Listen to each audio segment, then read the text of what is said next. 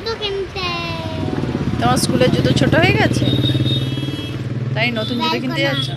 ভ্যালকোলা কেন? আচ্ছা, আপনারা বুঝেই গিয়েছেন আফিকার স্কুলের জুতো কিনতে গিয়েছি।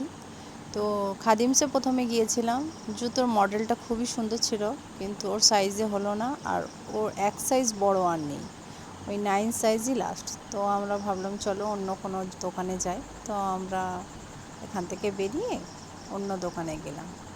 তো মোটামুটি সেখানে গিয়ে জুতোটা আমরা পেয়েই গেলাম। অনেকক্ষণ ওয়েট করার পর প্রচণ্ড ওয়েট করতে হয়েছে। আপনার পায়ে? হ্যাঁ কিন্তু এটা একটা ভুল করছে। না টাইট নয়, ভালো এই সামনে নিচে এটা নিচে খোলো। দেখুন স্যান্ডেল। দেখো ভালো করে হাঁটো। হাঁটো, এটা ভালো লাগে 5 নম্বর। বড় আছে, বড় আছে তো ঠিক আছে। তোমার পায়ের সামনের দিকে দেখো, সামনের দিকে দেখো, ওটা টানো। ঠিক আছে ঠিক আছে।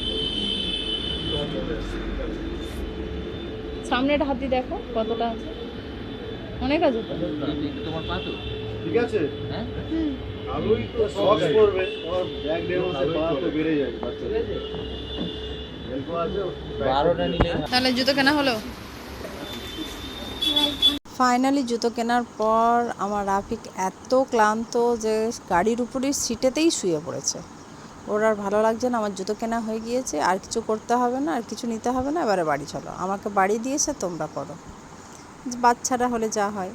ওদের তো এতদিন সামার ভ্যাকেশন চলছিল, আর সত্যি সামার ভ্যাকেশনে খেয়ালই নেই একেবারে যে ওর জুতোটা ছোট হয়ে গিয়েছে।